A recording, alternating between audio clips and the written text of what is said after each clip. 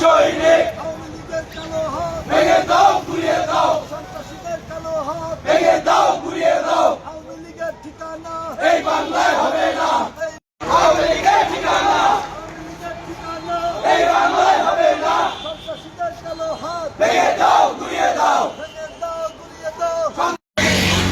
সাবধান, আওয়ামী লীগের দালালেরা, ছেলে ভাই একটা একটা লীগ ধর, একটা লীগ ধর। দইরা দইরা জিয়ার সৈনিক, কে বলে রে জিয়া নাই জিয়া সারা বাংলায়, এক জিয়া হলো বন্দরে লক্ষ জিয়া গলে গলে, জবাই কর, ছেলে ভাই একটা একটা লীগ ধর, একটা লীগ ধর। দইরা দইরা জবাই কর। ছেলে ভাই এমনিতে আমরা আওয়ামী লীগের ঠিকানা এই বাংলায় হবে না ঠিকানা, একটা লীগ ধর। দইরা দইরা জবাই কর। ছেলে ভাই একটা ঠিকানা এই বাংলায় হবে না, এই বাংলায় হবে না। আওয়ামী লীগের ঠিকানা এই বাংলায় হবে না, এই বাংলায় হবে না। সন্ত্রাসীদের ঠিকানা। ছেলে ভাই একটা একটা লীগ ধর, একটা লীগ ধর।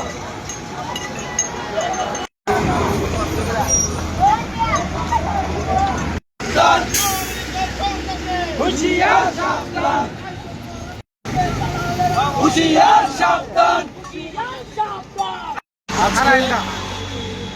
সমগ্র দেশব্যাপী কথিত আওয়ামী সরকারের ফ্যাসিস্ট যে দোসররা রয়েছে তারা বিভিন্ন ধরনের অরাজকতা এবং আগুন সন্ত্রাসের মাধ্যমে দেশের স্থিতিশীল পরিস্থিতিকে অশান্ত করার যে একটি চেষ্টা করছে, আমরা সমগ্র দেশে বাংলাদেশ জাতীয়তাবাদী দল এবং গণতন্ত্রকামী সমমনা প্রতিটি দলের নেতৃবৃন্দ বাংলাদেশের জনগণকে নিয়ে ঐক্যবদ্ধভাবে এই আওয়ামী সন্ত্রাসীদের বিরুদ্ধে জোরালো প্রতিরোধ গড়ে তুলব।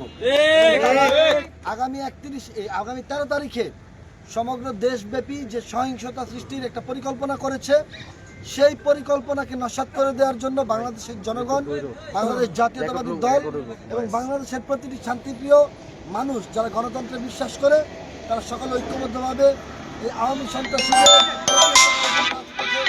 থাকবে সেই আহ্বান জানিয়ে আজকে এখানে যারা উপস্থিত হয়েছেন, ফতুল্লা থানা বিএনপি সংগ্রামী সিনিয়র যুগ্ম সম্পাদক নুরুল সিকদার এবং ফতুল্লা থানা কৃষক দলের সংগ্রামী আহ্বায়ক জুয়েল আহমান চাচার পক্ষ থেকে আমরা সকলকে ধন্যবাদ জানাচ্ছি এবং আপনাদের সকলকে উদাত্ত আহ্বান জানাচ্ছি।